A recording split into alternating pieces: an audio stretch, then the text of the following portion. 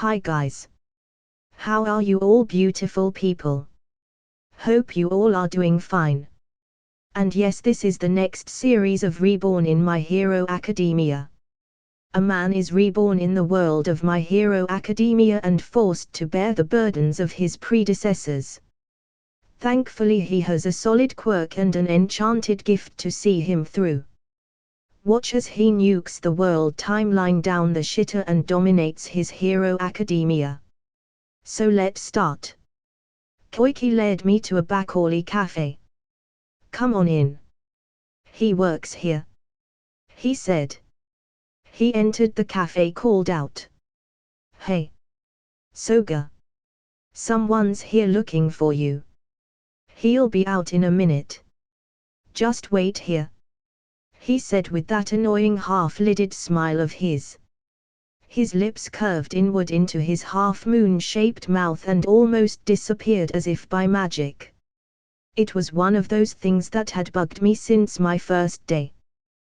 The people and their faces, actions, etc. They all looked so odd.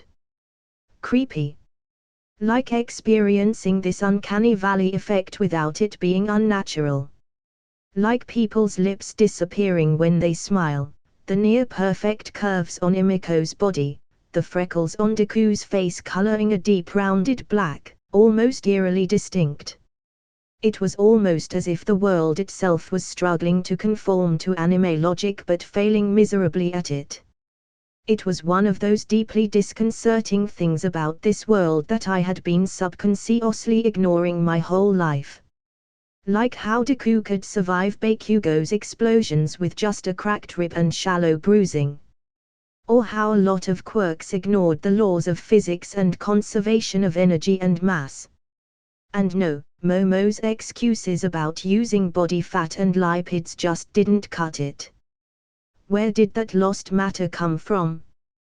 Where did it go? It was one of those unsolved mysteries I wanted to solve before leaving this shithole. Hey. Kid. You there? Ha. A voice pulled me out of my thoughts. Soga. Yes. The reformed villain and part-time bad boy of the vigilante storyline. Yeah. Sorry. Got lost in thought. I'm Haru. Soga. What do you want, Haru? He asked, raising an eyebrow. About that. Can we talk outside? Somewhere a bit more private. I gestured at the customers. Sure. He said. Boss. I'm taking a break. Be back in a minute. He turned around and shouted. Follow me. As we left the cafe, Soga gave me a sideways look, pointing behind a nearby building. Bring your friends too. They have something to do with it, don't they? He said. I waved at the two to come over as Soga led us to a secluded corner alley. So, he said, lighting up a cigarette, how can I help you? And give me one good reason why I shouldn't report Little Miss Vampire over there to the police right now. I steeled my resolve and looked him in the eyes. Because you know what it's like to be treated like a villain. When he was first introduced, Soga was a bully and a would-be rapist. He even tried to molest the female lead of the story, Pop ****, before Koiki and Knuckly Duster saved her. Then as the story progressed, he changed for the better under Knuckly Duster's tutelage and became a bona fide Noi detective Badis. This was the guy who would be the linchpin in my plan to turn Emiko into a valuable asset. Soga let out a puff of smoke, looked at Emiko, then back at me. Ha. Shit. He mumbled. Fine. Tell me about it. He said and sat down on a nearby trash can. Well, do you know about quirk behavior association theory? Not particularly. It basically says that certain quirks cause inclinations in people that support the use of said quirk. Like someone with a water quirk being drawn to swimming of gardening. Or someone with an explosion quirk having a temper problem. Deku nodded understandingly behind me. Aha! Soga intoned. So what happens when someone's quirk is not the most pleasant to use? When the effects are scary or morally questionable? What do you think happens to them? I asked. They are ostracized. He suggested. Some yes. But more than that, their quirks are suppressed. They are convinced by their quirk counselor to hide it. To never use it. Some are even declared outright evil. Just for being born with a certain quirk. So, that doesn't change the fact that these people still have those quirks and the urges that come with having those quirks. And when they repress those urges, for years on end, they burst. He completed my sentence. Yup. They lose control of themselves. And hurt people. They don't want to do it. But they can't control themselves. I see. So what do you need? He asked, looking at Imiko with sympathy. A place to stay. For a couple of weeks. Maybe a month tops. Just until I can make a case for her innocence. He thought for a moment, staring into the far distance. Then he spoke up. Meet me after my shift. About 7 p.m. At this address. He wrote out an address on his order pad. Thanks. I replied. That evening, we got Imiko settled into an abandoned storm shelter at the edge of Naruhata. This is Tokage. Soga pointed at a lizardman lounging about on the shelter sofa. There's also Moyou. He's taking a bath right now. They live here sometimes. Get along. No fighting or I throw you out. Get that? Imiko nodded as she ran over to the sleeping area. Yuppie. She said, bouncing onto a dismantled bunk bed at one corner of the room. Who's the cutie? Your girlfriend. A bit young in the tooth, ain't she? Asked Tokage. Just a guest. She'll be living here for a while. Get used to her. Soga shot down his tease with his cold comeback. Oh man. You're no fun. Tokage replied. Ignore him. Soga told me and Deku. Now, how are you going to get that innocence proven? You know that trigger going around here recently? I said. No. He snapped. Come on, just listen to my idea. No. He said, louder and sterner this time. There's nothing good to be gained from going down that route. I'm not talking about taking trigger. I reiterated, I'm saying that we should take a recent instant villain's blood, about a syringe worth, and keep it in Imiko. Then we can make the argument that she was under a villain's influence. Easy peasy lemon squeezy. No one needs to take trigger. And her quirk is literally related to blood, so she won't be hurt by the drug. It's a win-win scenario. Just think about it for a moment, will you? I insisted. He looked at me with suspicion. And what makes you so sure about it? He asked. Nothing.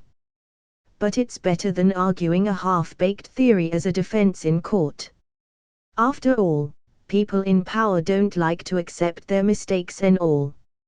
And it's a hell of a lot better than letting her rot in prison for the rest of her life. Have you heard of that phrase? Prison begets more prison. I said. And if it doesn't work?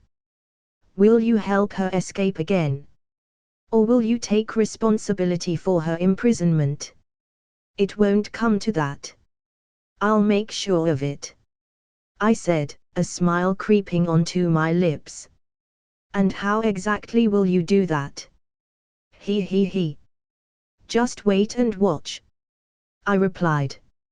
No. Tell me. Now. He said, putting a hand on my shoulder and gripping it tight. His knuckle spikes extended into my face, threatening to poke my eyes out. Yay, fine.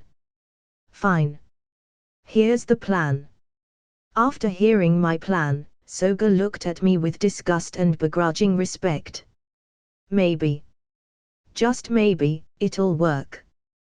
Deku muttered on the side. You know you'd make a great politician.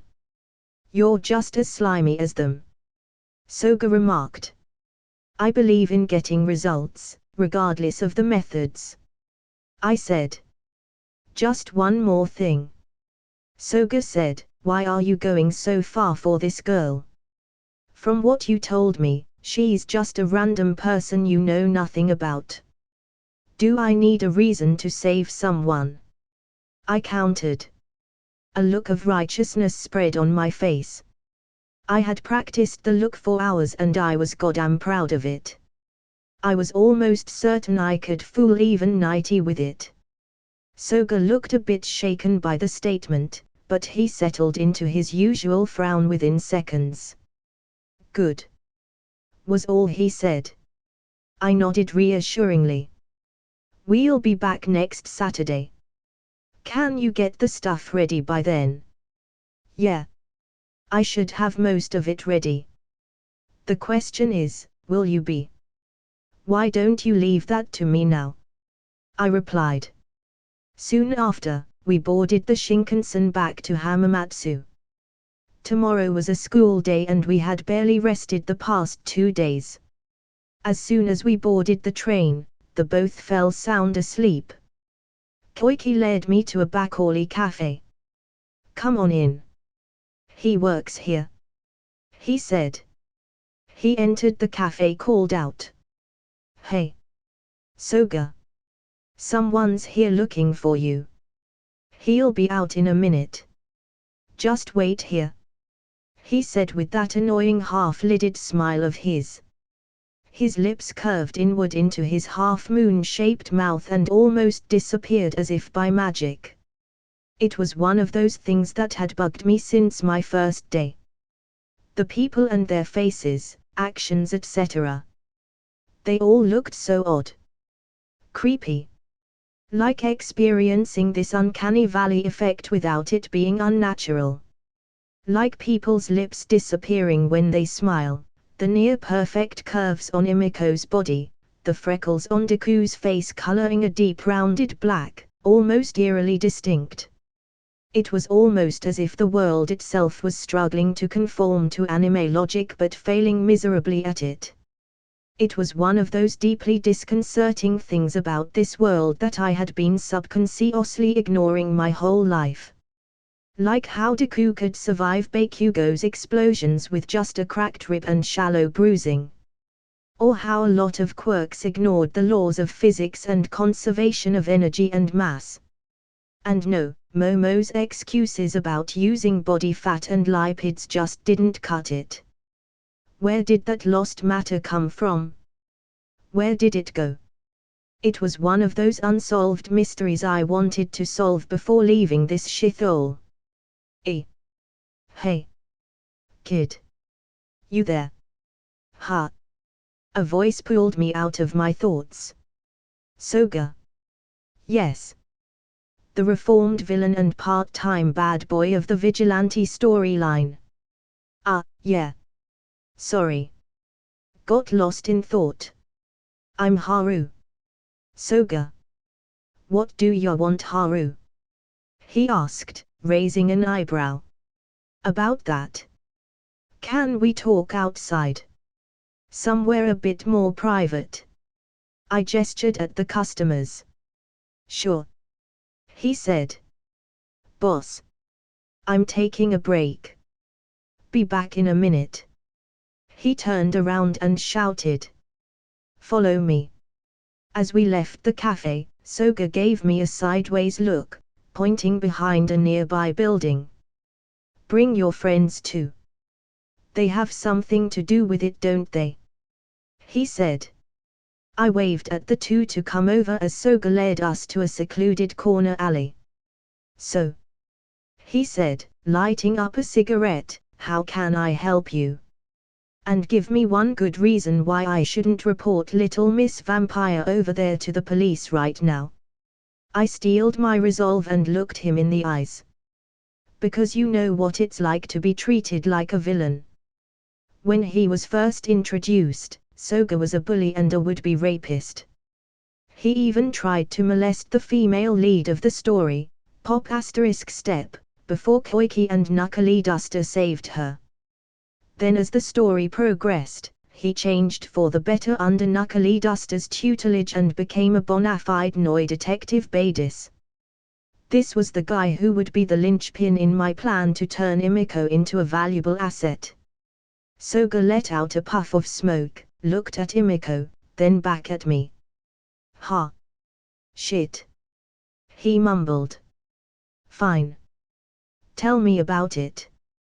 He said and sat down on a nearby trash can. Well, do you know about quirk behavior association theory? Not particularly. It basically says that certain quirks cause inclinations in people that support the use of said quirk. Like someone with a water quirk being drawn to swimming or gardening. Or someone with an explosion quirk having a temper problem. Deku nodded understandingly behind me. Aha! Soga intoned. So what happens when someone's quirk is not the most pleasant to use? When the effects are scary or morally questionable? What do you think happens to them? I asked. They are ostracized. He suggested. Some yes. But more than that, their quirks are suppressed. They are convinced by their quirk counselor to hide it. To never use it. Some are even declared outright evil. Just for being born with a certain quirk. So, that doesn't change the fact that these people still have those quirks and the urges that come with having those quirks. And when they repress those urges, for years on end, they burst. He completed my sentence. Yup. They lose control of themselves. And hurt people. They don't want to do it. But they can't control themselves. I see. So what do you need? He asked, looking at Imiko with sympathy. A place to stay. For a couple of weeks. Maybe a month tops. Just until I can make a case for her innocence. He thought for a moment, staring into the far distance. Then he spoke up. Meet me after my shift. About 7 p.m. At this address. He wrote out an address on his order pad. Thanks. I replied. That evening, we got Imiko settled into an abandoned storm shelter at the edge of Naruhata. This is Tokage. Soga pointed at a lizardman lounging about on the shelter sofa. There's also Moyou. He's taking a bath right now. They live here sometimes. Get along. No fighting or I throw you out. Get that? Imiko nodded as she ran over to the sleeping area. Yuppie. She said, bouncing onto a dismantled bunk bed at one corner of the room. Who's the cutie? Your girlfriend. A bit young in the tooth, ain't she? Asked Tokage. Just a guest. She'll be living here for a while. Get used to her. Soga shot down his tease with his cold comeback. Oh man.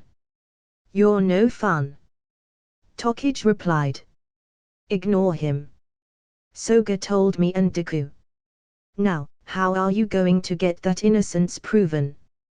You know that trigger going around here recently? I said. No. He snapped. Come on, just listen to my idea. No. He said, louder and sterner this time. There's nothing good to be gained from going down that route. I'm not talking about taking trigger. I reiterated, I'm saying that we should take a recent instant villain's blood, about a syringe worth, and keep it in Imiko. Then we can make the argument that she was under a villain's influence. Easy peasy lemon squeezy.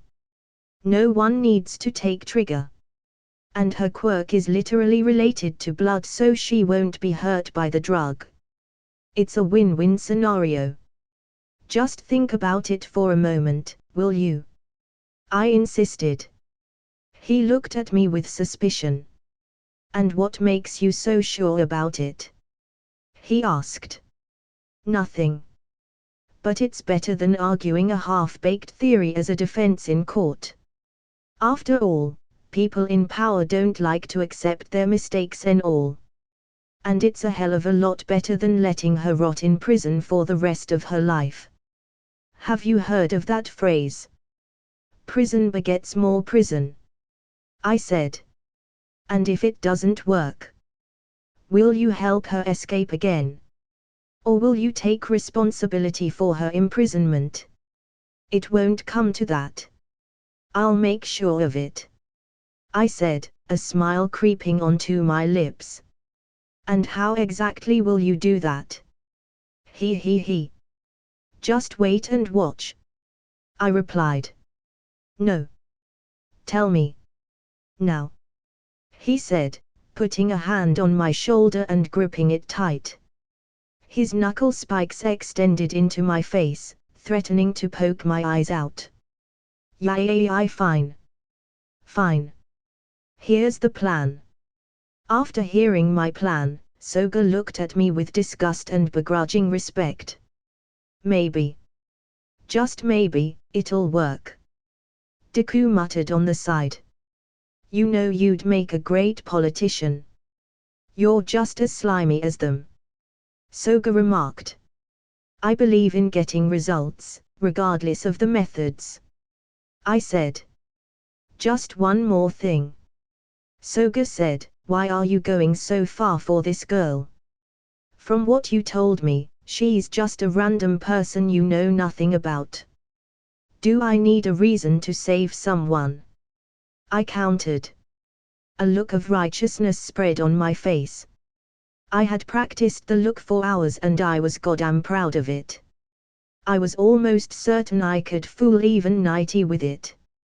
Soga looked a bit shaken by the statement, but he settled into his usual frown within seconds. Good. Was all he said. I nodded reassuringly. We'll be back next Saturday. Can you get the stuff ready by then? Yeah. I should have most of it ready. The question is, will you be? Why don't you leave that to me now? I replied. Soon after, we boarded the Shinkansen back to Hamamatsu. Tomorrow was a school day and we had barely rested the past 2 days. As soon as we boarded the train, the both fell sound asleep. Is everyone ready? I asked Soga.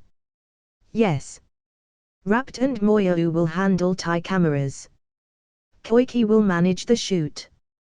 This here, he said pointing to a girl with fuzzy pink hair, is Keijuho Hainyama. She'll handle the makeup and costume design. I extended the girl a hand. Nice to meet ya. Likewise. She replied, shaking my hand. Hold on a minute, I pretended, aren't you pop asterisk step? What? PSHH. No. Of course not. What would give you that impression? She said even as she evaded eye contact. No. I'm pretty sure you're pop asterisk step. I teased. All right, that's enough. He knows. Don't bother hiding your identity. Soga interrupted, and you? He said looking at me, stop messing with her. We're done packing. Rapt called out from the van. Yeah. Give me a minute. Soga said. Are the songs ready? Damn right they are. I said. Good. Let's get going then. He replied. Deku. Come on. We're leaving. I called out to Deku, who was stuffing his face with koiki.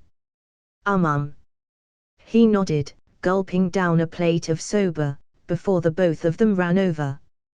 Finally we set out for the project of the day. To Sakura sunflower gardens in Chiba. As we chugged along, I filled in Deku on the rhythm scheme. It's going to be cha-cha, cha-cha-cha, get that? I said, shaking the maracas. Yeah, I think so. He said, taking the maracas from me. I picked up the guitar, and started playing my part. Deku shook along, trying his best and sorely failing at maintaining rhythm. Finally he stopped, disappointed in himself. Hey, don't worry. I said, you'll get it by the time we reach there. Once more now. And get it he did. By the time we reached Chiba, he could maintain the RYTHM fairly well. And fairly well would have to do. We exited the vans, and Soga registered us at the front desk, while the rest of us got the equipment set up. Imiko came up to me as I set up the guitars, bending down and staring me right in the eyes. So what's this great plan of yours? Mind telling me? She asked. Yeah. I sure would like to know that too. Haru-chan, why we're here filming a music video when we should be out there getting the documents straight?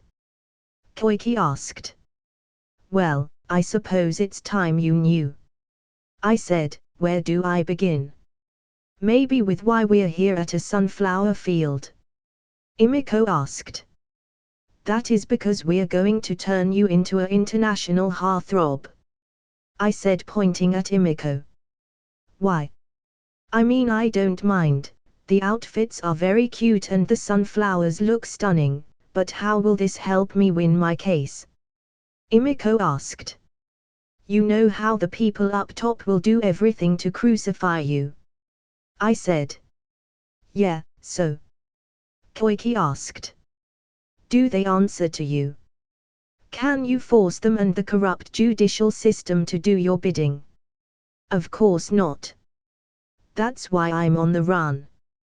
But do you know who these big bad politicians do answer to? Bigger badder politicians? Imiko asked innocently. No. The voters. They answer to voters. And the largest voting bloc is the young and middle-aged folk. And among them the easiest to influence are the men. Oh. Koiki realized. Yep. We're going to make sure that if they crucify you, your fans will return the favor. Will that even work? Will they really stand up for me? She asked. He, Imiko, homegirl, never underestimate the power of horny. I said, putting my hand on her shoulder and giving a thumbs up. What? She stuttered, confused. Nothing, never mind. I said, rubbing my hair. Okay. She said, blushing. So she did understand her. Crafty bitch. But also very cute. Man that blushes to kill for. Woof. Woof. A golden retriever ran past us and into the field. Damn it. Poshi. Moyou ran behind it, trying to leash it. And I was also waiting to ask, but, why the dog? Koiki asked. Deniability. I answered. Deniability. Imiko asked. If people start complaining that we're fetishing an underage girl, we can just say that the song is about the dog. I clarified. Now let's get to it. Soga shouted. All right, we'll first film the video part. I said. Imiko, take Poshi and do a roundabout of the field. Wrapped, follow. And remember, slow motion shots, right. Right. Wrapped answered. Thus the shoot began. Slowly and steadily, we shot the whole video. It began with Imiko and Poshi waking up in the field, the sun shining above them, like a halo, as the chorus rang out. Slowly the perspective switched to Imiko holding hands and leading the dog across the field, from a first-person view, dog of course, followed by spinning around hand in hand. A complete manic pixie dream girl sequence, fitting of the upbeat tune of the song. Slowly, Imiko snuggled up to the camera, looking at it with upturned eyes, singing the song, pitch perfect. Then the song ended, with Imiko, in the middle of the field, arms spread eagle, as if calling you to fall unto her loving embrace. And then of course, the pièce de résistance, Imiko falling into a circle of sunflowers, giggling. Man, I almost fell in love seeing the edited version. Rapt commented. And damn was he right. Even my heart went bump in ninth heaven seeing that. It was beautiful. Perfect to hook suckers for my cause, I mean Imiko's cause. What should we name it? Deku asked, as he finished editing it. Walking over, I typed in, Summer City. All right. Then I'm posting it. He said. Wait. Soga interjected, won't the police track you with your IP address? No. I'm using a VPN and an anonymizing software. Don't worry. It'll be fine. Deku assured. All right. Small break. Then we move on to the next one. Soga commanded. 2 days later. Naruhata Police Station. Hey. Zukoki. You might want to see this. Tanuma said. See what? Detective Zukoki asked. Just, do it. You'll want to see this. Tanuma insisted. Fine. Hold on. He walked over to Tanuma's desk and began watching, a realization slowly dawning on him. Fuck. He cursed. Exactly. Tanuma replied. Meanwhile at the Bureau of Hero Public Safety. Damn it. First the lectures, now this. He has to go down before he destroys the balance of power any further. A man in suit and yellow tie shouted in exasperation. He turned to his subordinate standing behind him. Call Lady Nagant. I have a mission for her. Hup. Soga jabbed a fist at my chin, missing only by millimeters, cutting a thin wound across my lip. I jumped back, dodging his subsequent charge, and, pivoting on a heel, I grabbed hold of his arm. Sweeping his leg, I hauled him over my shoulder, in a judo throw, and slammed him onto the ground. Yeah! I screamed triumphantly, as Rapt and Imiko cheered me on. Soga got back up, and walked right up to me. Up for another round? He asked. Nah. That's enough for today. I said, thanks for your instruction. I bowed and Soga reciprocated. Why was I trading blows with Soga on a Monday morning instead of going to school?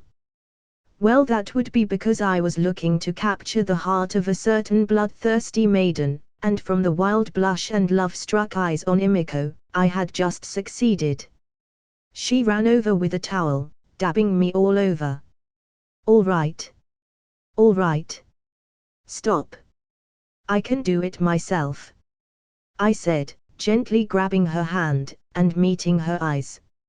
Instantly, she shied away, like a touch-me-not. He. How cute.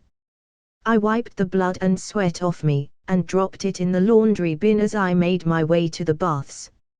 As I entered the baths, I projected an eye on the ceiling and saw Imiko take the towel, and stuff it up her shirt, before walking away. Hook, line and sinker. I grinned.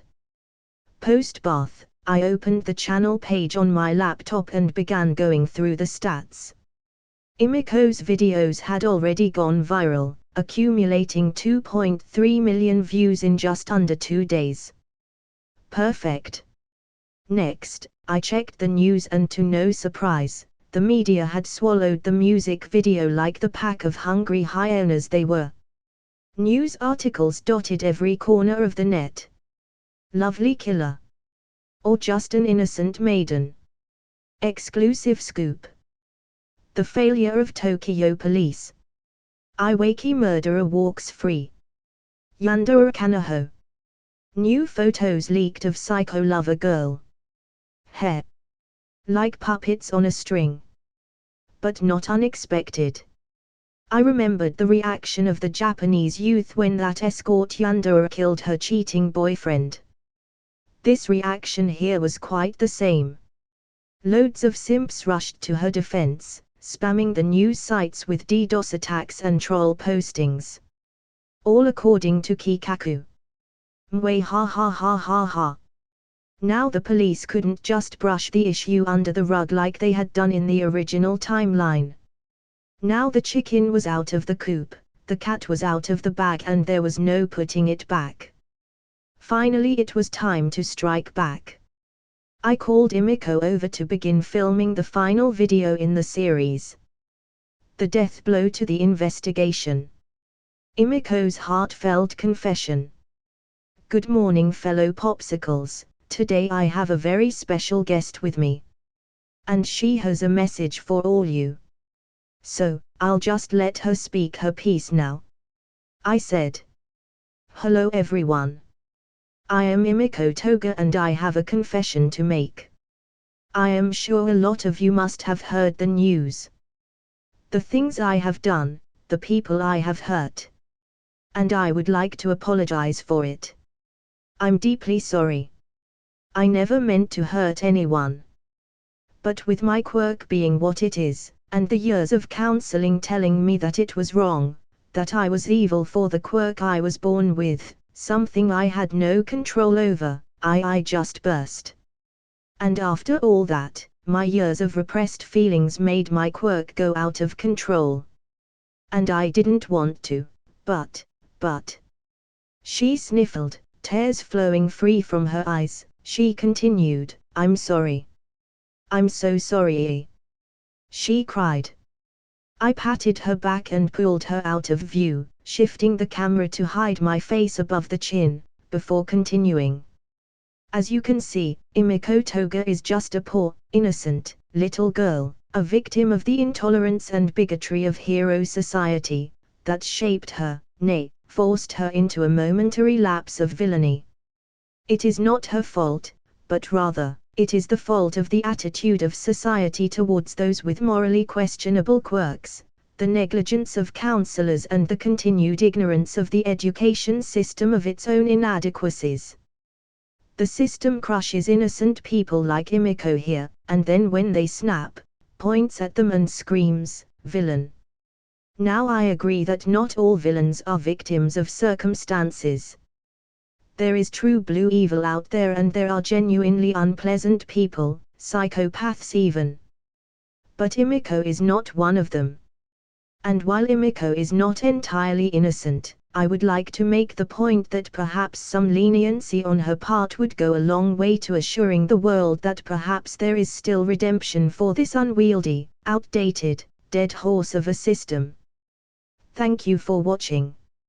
And thank you for all the love and support you have shown to this cause.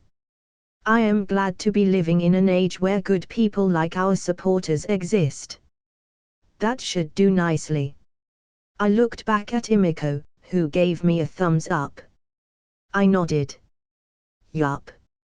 Smart girl. I uploaded the video for the day and left for home. It was almost noon and I'd wanted to get home in time for dinner. As I made my way across the city's back alleys, shifting between rise and burst, my auto-defense program alerted me. Immediately, I dodged and ducked, rolling away from my then position. As soon as I ducked, a bullet whizzed over me. I hid behind a building, picking out my enchanted key, and locked the air around me with state lock, forming the air into an ultra-strong aerogel barrier. Moments later, a pink-blue stake ran through the barrier, cracking it. I recognized that stake almost at once. Lady Nugent. Fuck. Fuck fuck fuck fuck fuck. Time slowed down for me as trance-fueled Laplace Jr. worked overtime. I looked around. A door. Yes. Using remote control, I blasted the door open and jumped in, layering air barriers between me and the outside. Finally, with time for a breath, I studied the results of Laplace Jr. 30th floor. Northeast. Remitton. Good enough. I muttered. I began activating my abilities all at once. Rise 45%, I said, as a muted shimmer of white gold surrounded me. Birdsey. Red reality. The world shifted views into an omniscient perspective, tinged in blood red. There. I spotted Lady Nugent, rushing out the Remitton Farmer building's rooftop, heading due west. Gotcha. I coated myself once more, this time in a tactile force field. 3 spirit eyes. I cried. A phantom of 3 pyramidal eyes appeared behind me, allowing me to use all 5 of my abilities at once. Today you die, bitch. I grinned, bursting through a nearby wall. In a fraction of a second, I was but a blur. The street cracked beneath my feet, leaving deep foot-shaped indents, as I zoomed right across town, via the rooftops. Within moments I was there, mere feet behind her. Die. I said in an uncharacteristically cold tone. Lady Nugent spotted me, attempting to pull out her hair, forming a bullet. As I reached out to grab her, she suddenly sped up, her rocket boots pushing at their limits, saving her from my grasp. At once she gave up on shooting me and jumped off the roof, free-falling through the air. Truly, the instincts an experienced elite were a notch above the rest. She knew she couldn't fight me and decided retreat over honor. Unfortunately for her, it wasn't enough. Not against me. Not so fast. I said, jumping down right after her, accelerating with my telekinesis. By the time she fell to the 10th floor, I had already grabbed onto her hood. She looked at me, once with shock and then with vigil, tearing off her jacket, and rappelling away across the street. This annoying bitch. How many gadgets did she have? No worries. She's not escaping alive today. I landed on the street, crushing it under the force of my telekinesis and jumped away in a flash. Even as the strain of burst pummeled my skull, I accelerated once more. This time though, I went for the head. Pulling out a pipe from a nearby rooftop, I returned in hot pursuit. As soon as she was within reach, I activated immobilization I, stopping her midair and then, with remote control on the pipe, threw it with all my power. A sonic boom burst through the air, and Lady Nugent met her end via head explode. The burst was draining quick off of me, as I made one last leap, back to the shelter. Then darkness took me. I woke up with a dull throbbing pain, pounding at my insides. My mouth tasted of iron, and my limbs felt like they were made of jelly, and not even the good kind of jelly. Oh no, it was the off-brand sort, apricot preserve even. I mean, who the fuck even eats apricot preserves? But I digress. All in all, I was knee-deep in shit. Muscle pains, bruises and broken bones lined my body. I guess reckless use of tactile telekinesis wasn't good for a normal body. Who could have known? Regardless, every situation has a silver lining, and in this case it was the gorgeous little broad that kept watch over me. And she was mad. I mean, she was mad before, but now she was really mad. How can they do this to my darling? I'll kill them. I'll kill them all. She muttered beneath her breath. Who was she going to kill? Why, the hero Public Safety Bureau, of course. That was the first thing I'd hinted at when I first woke up from my overexertion. And now the whole crew was on target. And more importantly, I now had my shape-shifting assassin. As for my parents, well, it took a couple of calls from the school and Soga pretending to be a university scout to convince them that I was in Genius Prep Camp and couldn't come back until next week. Man, it's nice to have gullible parents. Over the course of the week, or what was left of it, and a very generous use of healing rise, I slowly recovered. Now, with my powers tested in combat, all my pieces on the board, Deku under control and a whole crew of badasses at hand, it was finally coming together. All that was left was to get a couple more pointers checked, and I'd be set to save Eri. But first, it was time for the famed Deku All Might meeting that set the plot of Hero ACA into motion. And I was going to orchestrate every last bit of it. First, I began to subtly changing our route to match the sludge villains. The new route had 51 manholes and 83 alleyways on it compared to the previous route that traveled past the main road. Deku would miss Mount Lady's debut, but he would have a greater chance at meeting All Might and the sludge villain. I even calculated the exact time to match the same as he would have taken in the original timeline, so that if all goes to shit, he would still meet the sludge villain at least twice in the exact same two places. Second, I had Deku craft a mouthpiece to accompany the Taser as well, improving the Taser into a defibrillator knuckle sandwich. Third, I began training with him on using first aid and emergency medical measures. As the days flew by, I waited in anticipation. Soon, it would be time to get a one-for-all user in the palm of my hand. On that fateful day, I left the school with Deku. I made sure to lead him right by the planned route. Say, Deku, what would you do if you met All Might? He thought for a moment, before answering. To be honest, I don't know. What? I thought. This is not how it's supposed to go, right? A small seed of worry began to sprout in me. Why don't you ask him if quirkless people can be heroes too? I nudged. Why would I? You already showed me that I can be a hero, even without a quirk. He replied. No. Oh no. Oh no no no no.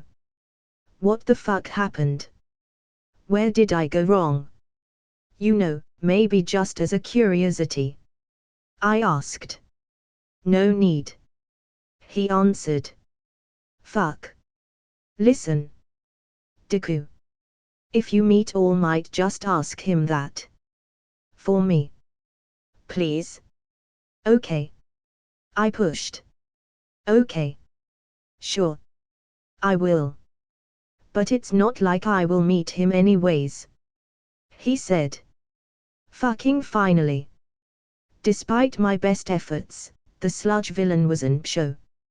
Not in one fucking manhole or shady alley did he even bump into us. And so at last, slowly but surely, I led him to the fated underpass. You want some juice? I asked. Sure.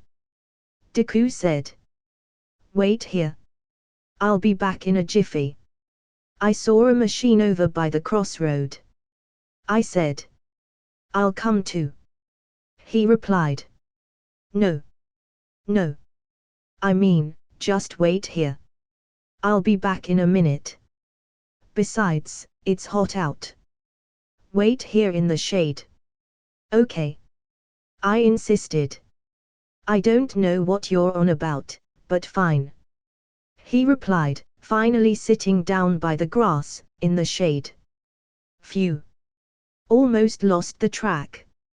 I rushed over to the vending machine and back with Rise, and waited. Not 3 minutes later, the manhole blew open, and the sludge villain rusbed out, swallowing Deku. Only this time, Deku was prepared. In one swift motion, he unzipped his bag and pulled out the taser, shocking the villain and himself into oblivion. Then came All Might, stuffing the villain into cola bottles, signing Deku's notes and slapping him silly. What? He muttered, before seeing the man, the myth, the legend, right before his eyes. All Might! He cried with joy, pinching himself to see if it was a dream. The rest of the conversation went the same as the manga, as I confirmed with an eye that I projected on his back as they leapt away. As I reached the market district, to see the rest unfold, an explosion rang out. Yup. Here we go. Seeing Kaken in distress, Deku ran straight at the villain, only except this time he didn't just claw away like a doofus. He dashed past the heroes, zigzagging through the fire and rubble created by Bakugo's resistance. Hey! Kid! Stop! You can't be going there! Death Arms shouted. Deku ignored him, but Death Arms made no attempt to actually stop Deku. With one smooth move he reached into his backpack, equipping his stun gloves and grabbing the rubber mouthpiece, before he swung his backpack around with a twirl of his heel, and threw it right at the villain's eyes. Now in his blind spot, Deku ran over to Bakugo and shoved the mouthpiece into his open screaming mouth and shocked the villain into submission. The canon was once again changed. This time the sludge villain was defeated not by All Might, but by the quirkless Deku. A great point of shame for the heroes. One that I was recording and would put to use in my videos. Once the villain was captured, the scolding began. Only this time, I interfered. From within the crowd, out of sight of Deku, I shouted in a mobbed voice. You should feel ashamed that a quirkless brat like him could deal with the villain while heroes like you stood and watched like cowards. I said, as the crowd stood shocked at first and then booed the heroes down, reducing the backlash on Deku. The subsequent media attention painting him as a hero didn't help their cause either. Out of the corner of my eye I saw Small Might leave dejectedly in shame. Canon fucked sufficiently, I moved on to the next location and began my wait. As the sun began to set, Deku arrived and almost on purpose, All Might, too, arrived on the opposite end of the street. Wait. Shounin. He said. What is it? He asked, clearly not pleased to meet his idol. I just wanted to apologize for saying what I did. The beanstalk said. I used to be quirkless too. He added, continuing the whole spiel. Chosen power, passed through generations, great evil, great responsibility, yada yada. I almost wanted him to do it already. I had to consciously stop myself from yelling. Make him the offer already, you dinosaur. So what I wanted to say was, young man, you can be a hero too. He said with gusto. Finally. I thought. Yeah, I know that already. Deku said, deflating Small Might. What? But you asked. Earlier. That was because my friend asked me to do that. He replied. But I can help you, let you inherit my quirk, so that you too can be a great hero. He said. No thanks. Deku replied. What? What? Small Might said, mirroring my emotions. A friend once told me that I could be a hero, even without my quirk. He believed in me. Worked with me, trained me even. If I took your quirk, I'd be betraying the trust he placed in me, when even you denied my abilities. So no thanks, but I'll do without your pity and charity. Deku replied with colossal conviction. Fuuuak. Nuuuuu. You idiot. Why wouldn't you just take it? I said, running out of my hiding place by the electric pole. Oh hey! How long have you been here? Asked Deku. And how much did you hear? Asked Small Might. I heard pretty much everything, I said, before looking back at Deku. Why in the fuck would you refuse such power? I repeated. Why? You of all people should know why, Haru-chan. You taught me this. Any offer too good to be true probably is. There is no free meal in the world. Not to such great degrees. Like a pie out of the sky. Besides, I was there, you know. I saw those heroes stand by as Kaken was dying at the hands of a villain. Just standing there. He said, rage bubbling at the tip of his tongue. You know who else I saw? Him. The Great All Might, just cowering by the corner, watching injustice take hold. I need no power that comes from someone like him. Deku added, pointing an accusatory finger at the man. Small Might hung his head in shame. He looked like a man shattered. That last sentence really did a number on him. Ha! Ha! I let out an exasperated sigh. Deku. Why do you want to be a hero? I asked. What? Why are you? Just answer, Deku. To bring justice to those most in need of it.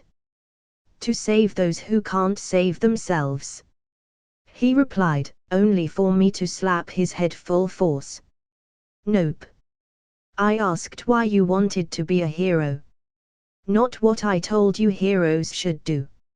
So tell me why you want to a hero. That, Haru-chan. Go on. I urged. To help others. To save others. To be like he was. Deku answered, pointing at Small Might. Then won't you be able to help more people if you take his powers? What matters more, your feelings towards him or the lives of those you could save with those powers? What would a hero do, Deku? Realization dawned on him as he thought it over. You're right, Haru-chan. I understand. He answered. Small Might looked up at the boy, with hope in his eyes. Deku extended a hand to the man he had once idolized. Thank you, for your offer. I would be honored to take it. He said, the sun shining bright on his face, illuminating him. Small Might looked up with tears of guilt and shame threatening to drop. Yes. He said, standing up straight, and looked Deku eye to eye. And I promise to make you the best hero you can be. He said, wiping his tears with his sleeve. But you're on thin ice. Deku added as a last word in. The scene was utterly bizarre to someone who knew the plot of canon. How badly is the canon fucked for if this scene has completely reversed? I wonder how far have the butterfly's wings flapped away? I don't need to wonder. I activated Laplace Jr. and began deducing. Not much. Came the answer. I heaved a sigh of relief. Small changes would be made but the events would go about the same even yet. That night I lay awake calculating my next moves. I had to improve my power to the next level. If dealing with Lady Nagant put me out of commission for a week, how was I going to face All for One, who could blow her with a snap of his fingers? This meant I had to not only get to 100% in all three psi aspects but also get an ultimate move ready. That left me with three choices: Zone, Almighty or Nova. Zone allowed the user to assert full control and free mobility in a sphere of influence. That meant swimming on land, teleport in the sky or splitting the ocean itself to cause tidal waves. No. That took too much energy and had limited application. What if a lithosphere-based psi user had to fight in the ocean? Or space. They'd be boned is what. Next best was Nova. To become a being of thought. This was basically diet reality warping. But this was out too. It was extremely painful to train and required ungodly amounts of concentration. A simple distraction in this state could wipe me from existence. I don't want to be rubber-duckedy to death. So nope. Not this. That left me with Almighty, the weakest yet most varied class of power. One user had at a time used this to concentrated the sun's rays into a solar incineration beam to vaporize everything in sight. Another user ripped up entire buildings with a flick of their wrist. A third could heal anything and at the same time kill everything with a touch. This was it. Now all that was left was creating my own unique Almighty. And I knew just what I wanted. An ability from a particular fantasy novel I rather liked. From I Shall Seal the Heavens. Now I redoubled my efforts in training. And the first issue I had to solve was my range. The reason I couldn't just freeze Lady Nagant from across town and telekinetically crush her head like rotten pear was because I focused all my power on Transfer Laplace Junior's paracognition and the near absolute stopping power of my immobilization. I simply didn't have the range. And that cost me dearly in that fight. No more. I focused on the clouds above me and activated my telekinesis, streaking it long and thin, reaching for the sky. Slowly and steadily, my force spread upwards, as I pushed and pushed, reaching nearly 400 meters before suddenly, my grip began loosening, the psi petering out, before finally dissipating into nothingness. I panted like a beaten dog, gulping down an entire bottle of water. All right. Once more. I mumbled. Over the course of the next few months, when I wasn't training with Deku and Small Might, or going to court to support Imiko from the pews, I pushed myself until I sweat blood, literally. And finally, after practicing nothing except extending my powers, I had my new range. 1.24 kilometers. It was fucking insane. That was almost the size of the entire downtown area of Hamamatsu. One way. In a circle of that radius, I could casually smack anyone in the city over the head. Of course I still had to fine-tune my strength and control. As it stood now, at 1.24 kilometers my strength was about the same as a baby's and so was my control. But that could be done in due time. That aside, today was the day. Not only was Imiko acquitted of all crimes but Deku had finished his training as well. And so we all gathered to celebrate in Naruhata. Kanpai. We cheered, clanking our beer tumblers. Of course only the adults actually had beer in theirs. The rest got orange juice. That included me too. But that didn't matter much. I was never one for alcohol anyways. Congratulations. Now you can go back to your normal life Imiko. Deku said. Imiko hesitated for a bit there before answering. Yup. She replied cheerily. So what are you going to do now that you are no longer a villain? Keijuho asked. I don't know. I didn't really think about it. She answered. Maybe get your high school diploma. Soga suggested. Maybe. Yeah. That'd be good. She said. You can always come work with my company. Koiki suggested. I'm sure she doesn't want to be a glorified janitor, baker. Keijuho said, smacking Koiki on the back. But it's a good job. The pay is decent too. He insisted. Sure it is. Be that as it may, it's no place for a girl. Keijuho conceded.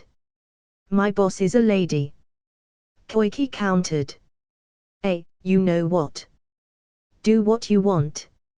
I'll be back in a minute, she said, getting up. Where are you going? Koiki asked. Where do you think? The toilet. Idiot. Rapt interrupted. All the while Soga was looking at me with a curious gaze.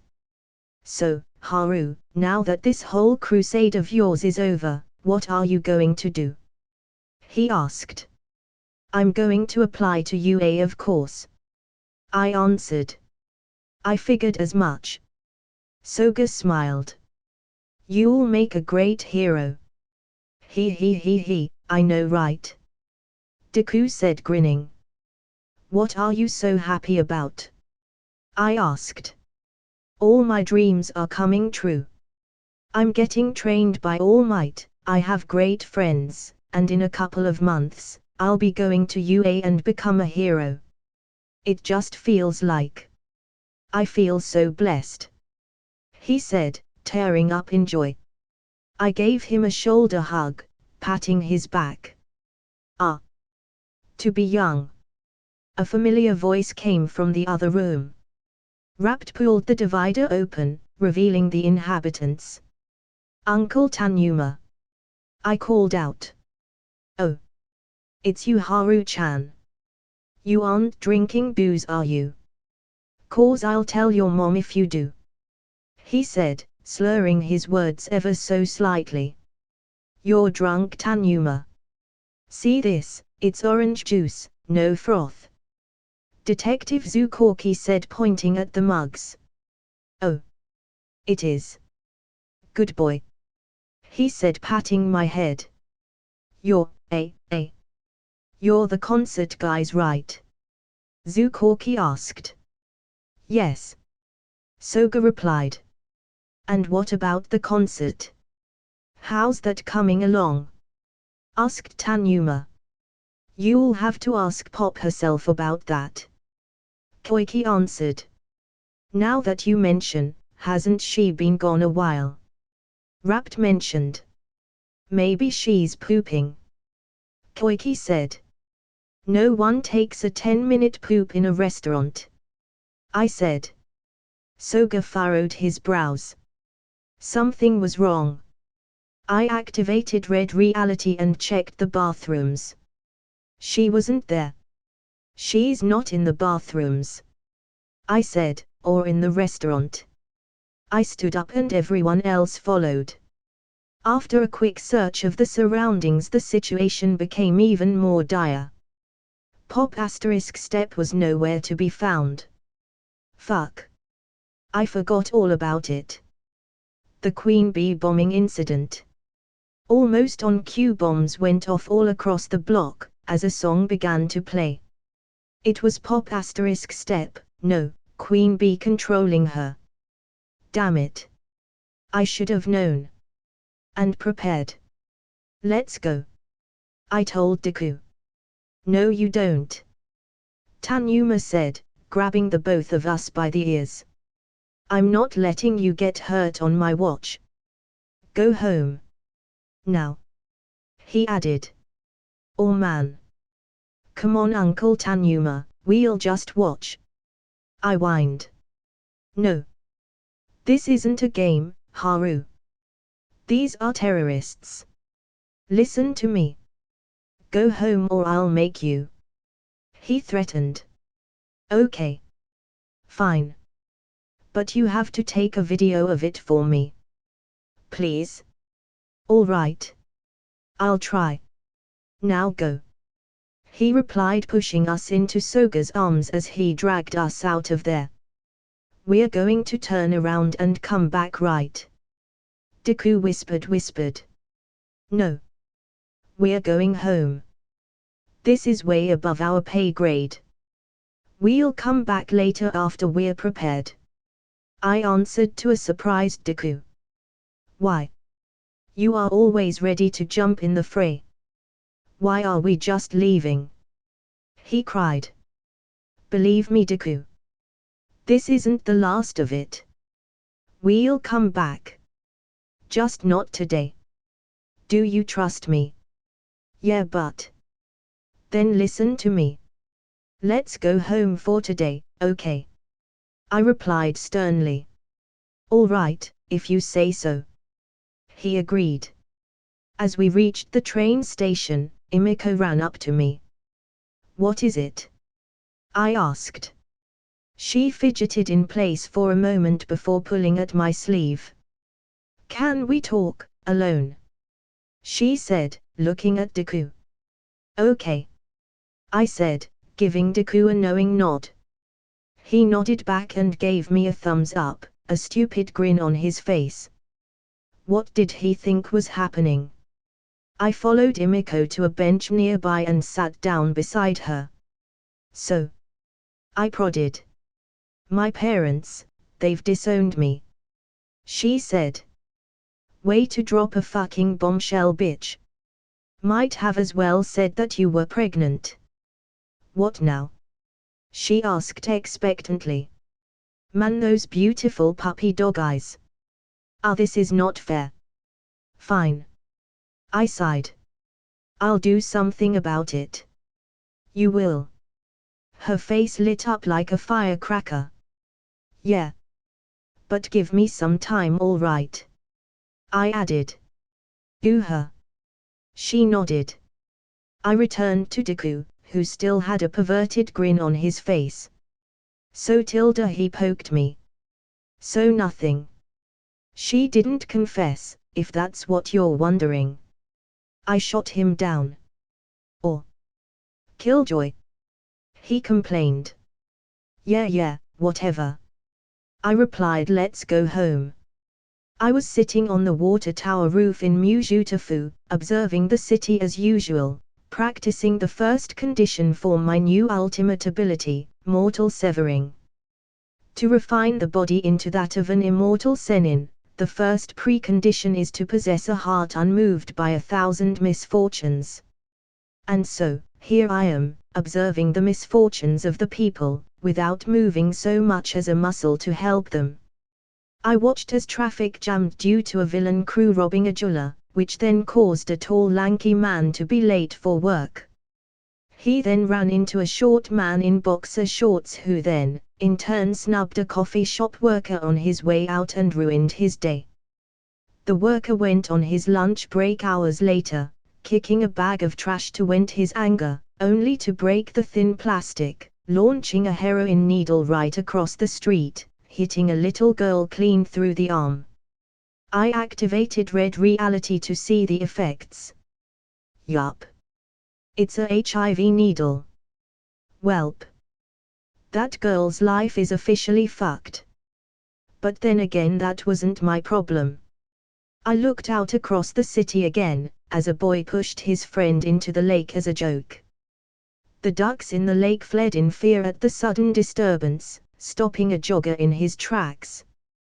He stood there as they made their way in an orderly fashion, across the park to the other pond, quacking loudly all the way. Just loud enough apparently that he didn't hear the football hit a bee's nest above him. But he certainly felt the sting. Within moments he was dead of anaphylactic shock. Across town, near Mujutafu Private Middle School, another incident was taking place, as a pink-haired girl broke up a fight and then bizarrely, started to break dance with the combatants. Shortly, they split as the two boys who were fighting left to get lunch, while the girl and her friends left to visit a cake shop nearby. As they walked away, a boy glanced at the girl, longingly. Was it longing? I didn't know. And I didn't bother to confirm. The girls made their way across a couple of blocks before the pink-haired girl left to go to the toilet. The other two girls waited by an office building for their friend as a car sped by at full speed, scaring the girls into backing into the office overhang's shadow. Then the street shook in the semblance of slow, deliberate footsteps, cracking at every thump. The hulking behemoth of a man emerged from the street behind the speeding car, walking out onto the road leisurely, in the manner of a man who knew himself to be invulnerable. He turned the corner, looking around quizzically before spotting the two girls by the overhang. Yes. He nodded and moved towards them with purpose. Across the street the boy with the doomy eyes walked out, spotting the giant headed for the girls from his school. His expression morphed, first to anger and then to morbid fear as he stood there, frozen in place. Hold on. This seems awfully familiar for some reason. I wonder why. Laplace Jr., which had been active this whole time, chimed in. Inciting incident. It answered. Whose inciting incident? Then, it came to me, even as the ability answered. Gyro Kirishima. Shit. How could I forget this? Man, that's lame. Still, should I stop him now? After all, Gigantomachia was a valuable asset to my future enemies. On the other hand, helping them would reset my progress in the new ability to the beginning. Yup. No question. Machia dies today. Can't take a chance with someone that powerful. I activated remote control on my clothes as it rocketed me across the city, landing gently, right behind Kirishima. Time to fuck the timeline even more. Hey. Even more so because I could use this to eliminate Gigantomachia before he became a league asset. I strode past Kirishima, with great confidence, walking right up to Gigantomachia. Ring a hero agency. He asked the petrified girls even as they trembled in place like wet cats. Hey! I called out. Gigantomachia, about to reach for the overhang, turned to face me. It's that way, about a mile out. Come, I'll show you. I said, walking past him, cheerfully, leading him on. Gigantomachia stood there, looking at me like he had never seen a human before. You coming? I asked. Yes. He replied, following along me quietly, by the side. I motioned the girls to run with my hands behind my back, to Gigantomachia's blind side. From the corner of my eyes, I saw Ashido Minor arrive at the scene. Sorry Minor. But I'll have to steal your glory here. But believe me, it's for the greater good. No, the greatest good. That being my benefit. I led Gigantomachia across town, using back alleys and byroads until we reached the small patch of forest behind UA High. Gigantomachia looked around in confusion. This isn't the Spring Hero Agency. He growled, half questioningly. No, it's not. I replied. Time to cut me a pair of giant pork chops. Get bussing dying. I said as I activated Birdsey, covering the whole region with my eyes, projected onto every available surface in a quarter-mile radius. Immediately, Gigantomachia attacked, swinging his arm at me, like swatting away a fly. Only he didn't. Or rather couldn't. He was rather preoccupied after all. A halo of piss-yellow rings formed around him, holding him in place as I activated remote control on his teeth. Grogsh! He screamed. Instantly, I pulled his mouth shut telekinetically. Now, we don't want to disturb the good students at UA, do we now? I flirted. With great exertion, I uprooted them, drawing first blood. Man, are these gums strong. It felt like I was uprooting a forest down there. As soon as I was done uprooting the teeth, another set began to grow through. I call hacks. This is such bullshit. Instant regen is a broken power. Please nerf. I steadied my now trembling arm, programming the removed teeth. They began spinning about an invisible axis, faster and faster, until they became a blur in and of themselves. Then I launched them, straight through his throat, half of them to his heart and the other half to the brain. Let's see you recover from that, bitch. Another couple of seconds later, Gigantomachia shook like a leaf in a hurricane, spitting blood and guts everywhere. And teeth. Those teeth. Fuck. What are you, SCP-682? You fucking monster. Well. I monologued, like a cheap B-movie villain, that just gives me more opportunities to test out my powers. I pulled out a bottle of botulinum. Easy enough to get from a Botox clinic. A little bribe here, a disgruntled employee there, and bada bing bada boom, anything is possible. I shoved the toxin down his throat, and buried him neck deep in solid rock, before knocking him out with a well-timed tooth saw to the brain, this time locked in place with impromptu rock rods. No more spitting them out like a bad case of whooping cough. Next, I pulled out a box of iron shavings, forming them into a rough analog of the Destructo disc, overflowing its eye, reinforcing it beyond belief. Slowly, and with great relish, I dug out chunks of his flesh, bit by bit. Surprisingly, the cut flesh didn't regenerate. So it was more of an internal region factor, or maybe a region tactile field. Chunks broken off lose their breaker state and stop regenerating. Interesting. What else can you do, my dear hard-to-kill Bigfoot? Shoot lasers. Poop cannon. We'll see. After finishing up Gigantomachia, I buried him, or the blood jelly soup that was left of him, in a nearby hill before walking back home. Preparations were in order now. Deku was already hard at work, making explosive batarangs and grappling guns, while I had a different job altogether, securing a precious asset. I pulled out my phone, calling the second-hand electronics store. Hello. The shopkeep answered. Hey. It's Haru. Aha. What'd ya want, brat? I don't suppose you're called to catch up on small talk? He asked, irritated, instinctively reverting to his Asakar accent.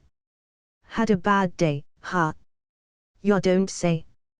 Fucking Yakuza jobbing on my turf, police hecklers and even 3 dumbasses trying a fence stolen merchandise off on me in broad daylight.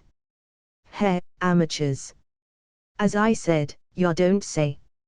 So what's up with you and Deku-chan? What? No chan for me. It's always Haru-kun but Deku-chan. I'm almost hurt. I bantered. See, that's why. You're not cute in the least, you cunning little shit. He. Anyways, I called to ask if you had any good apartments on cheap. It's for a friend. For a friend, eh? I'll see. Call you later about it. He asked.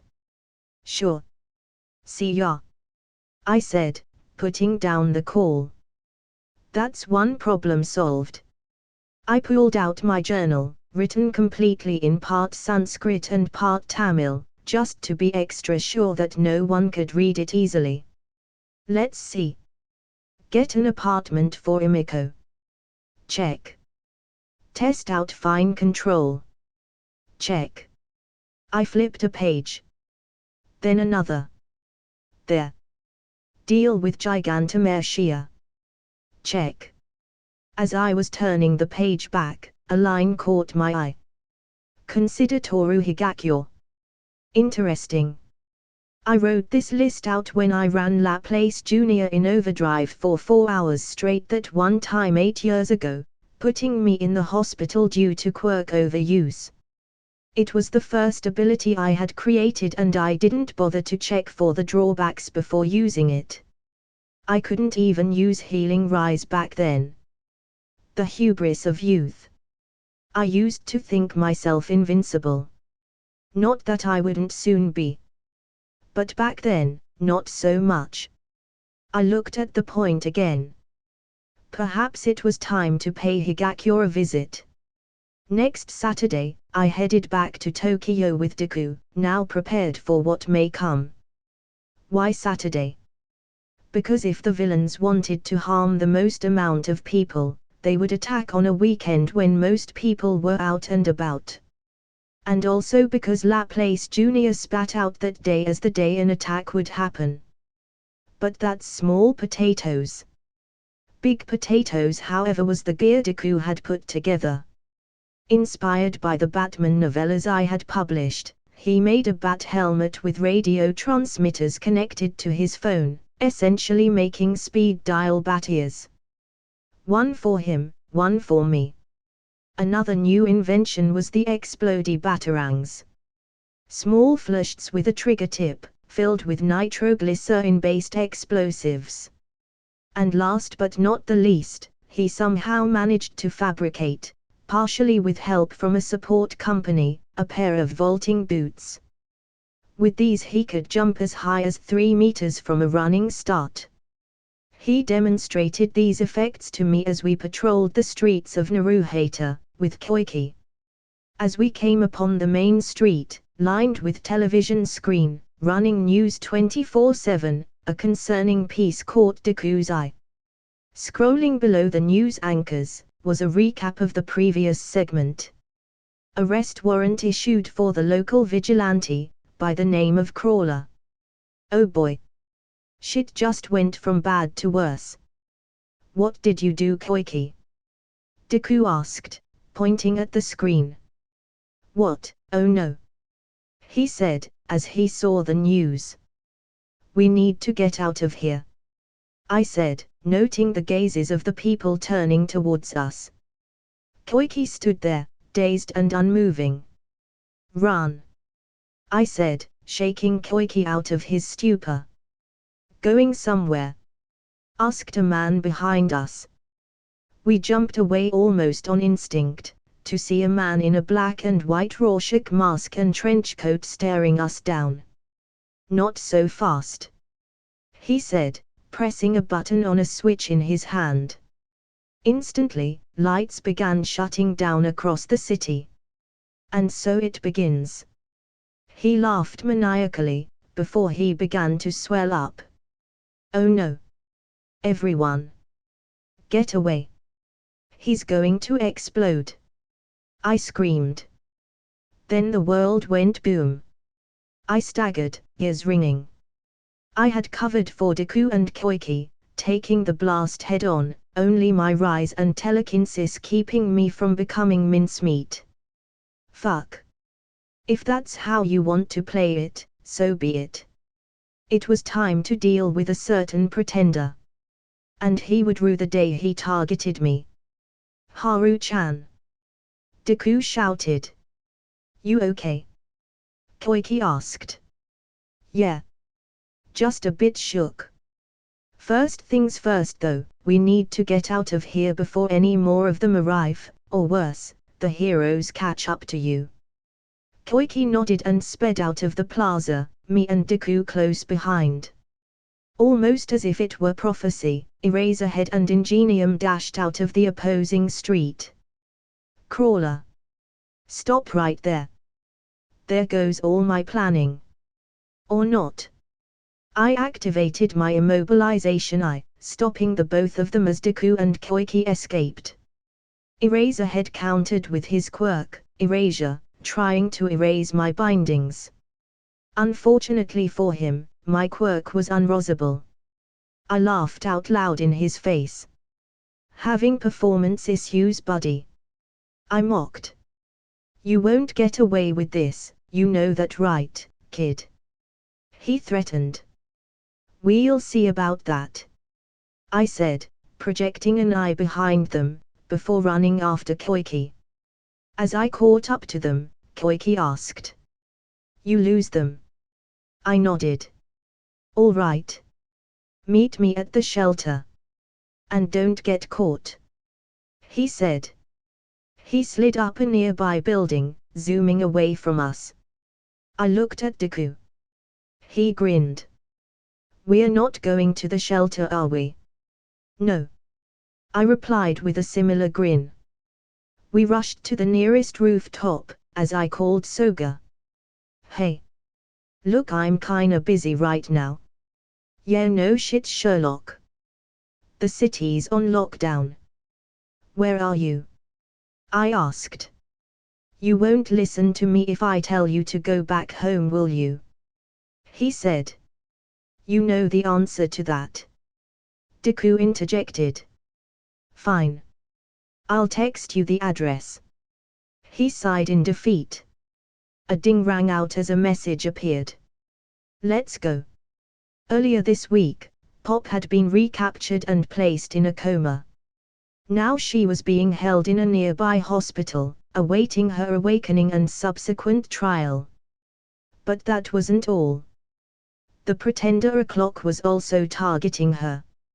She was a loose end after all. And number 6, egomaniac as he was, didn't tolerate loose ends. Even as we headed for the hospital, explosions and crashes could be heard happening all around the city as the bomber clones spread mistrust, fear and chaos all round. With all these villains making no mess, one had to wonder how fucking lax the medical licensing laws were in this damn country. How the fuck can 5 separate asshats get access to cloning and gene manipulation tech? Is the government even doing their fucking job? And with all these instant villains and clone nomas running around, it's like every villain gets an orientation on how to create your very own super clone army. The day I become a hero, that's the first thing I'm protesting. As we reached the hospital, the officers on duty pointed their guns at us. Hands up. Stay right there. Not one more step. They warned. Maybe one hop this time. I teased. What? The officer said, confused. Not a man of culture, I see. Too bad. Nothing. Can I talk to Detective Zukorki or Uncle Tanuma, please? I requested.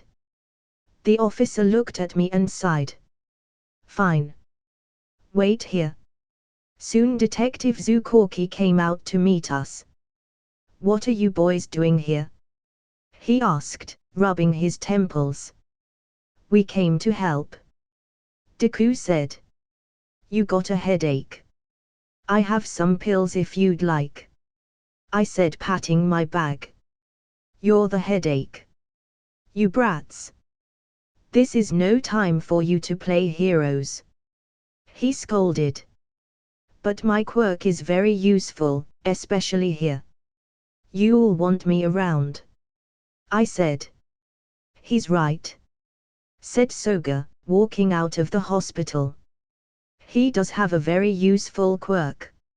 And what is this quirk of yours? Detective Zukorki asked. I can stop anything in place as long as it's in my line of sight. Like Rock Lock, but better because my quirk works on people too. Let me show you. I said, gesturing Deku to jump. He crouched down and ran at a wall, stepping over and jumping with his vaulting boots full force, leaping an astonishing 4.5 meters high. I activated my immobilization eye, stopping him right before he hit the ground. See? You're fighting a speedster and I am an immovable object. As long as I can see him, he can't move. I said. Detective Zukorki thought for a moment before nodding. All right. But stay behind the police lineup. And don't play hero. Understood? Yep. No need to worry. We'll take no unnecessary risks either. Both of us have to take the UA entrance exam soon. Can't be injured now, can we? I replied. Oh. You'll make great heroes with quirks like that. An officer by the side praised. Thanks. By the way, where's Uncle Tanuma? I haven't seen him in weeks. I asked. You didn't hear? The officer said, his face shrouded with doubt and sadness. Hear what? I asked again, worried. Detective Tanuma has passed away. How? Where? When? I asked. 3 days ago, in the police station. The speedster killed him. The officer answered with shame. He was killed inside the police station, with all of you around. And you did nothing. I screamed in rage. We're sorry. The officer and his company bowed their heads in apology. Detective Zukorki put a hand on my shoulder. Don't take it on them too hard. The speedster is fast. Terribly so. He was in and out before anyone even knew what was happening. He explained. I seethed for a moment, before containing my anger. I understand. But promise me, I said, promise me that when we catch him, he'll get what's coming for him. I promise. Detective Zukorki said solemnly. Don't make promises you can't keep, detective. A voice said from above. Everyone snapped to attention, looking at the source of the voice. There he was, on a flying bomber, the speedster himself. O'clock 2. I activated my immobilization eye at once, sealing him in place. Ha ha ha ha. That's a great quirk, boy. But it won't stop me. He said, snapping his fingers. The bomber dropped to the ground and began to swell up, clouding my vision, releasing O'clock 2, as the speedster jumped off, and disappeared into the building. Man, I'm getting tired of this explosion bullshit. I jumped back, pulling Deku behind the police lines and riot shields as the explosion rang out, blowing the nearby officers away. At the same time, a small swarm of bombers appeared over the roof of the adjacent building. Go. Stop him. We'll hold them off. Detective Zukorki said, pointing at the villain dashing up the stairs. We nodded and ran in behind him, only to be stopped by Deku. Haru-chan, wait. We won't catch up to him like this. Hold on to me, we'll jump up to the second floor. He said. All right. Soga, give us a boost. I requested. Soga ran up to the compound wall just as Deku ran up, carrying me, and with Soga's boost, scaled the building in one full leap, falling just short of the second floor. I grabbed the railing on the second floor windows and sprung up, pulling Deku along, just as a clock appeared on the stairs. You'll stop right there, villain. I said, binding him. What did you do? You. He cried, as he buzzed about within the rings, desperately attempting to make an escape. Bombers. Come to me. He screamed. The bombers below shot up, flapping their little wings. No you don't. I said, projecting an eye on the windowsill, freezing them in place as they were shot out of the sky by the police below. No. He wailed, why does this always happen to me? Don't I deserve happiness? For once in my life. No. You don't. I repeated, knocking him out with a kick to the balls. You out? I asked, tapping his forehead, secretly putting him in a trance-induced coma. I pulled out a syringe and took a blood sample, before calling Deku over to pick him up and go back to down to hand him over to the police. Thus ended the tale of Rokuro Nomura, clone of a clock. That's it guys, hope you like the video. Stay tuned to see the next parts. Like, share and subscribe the channel. And tell me your recommendation in comment section down below. Thanks for watching.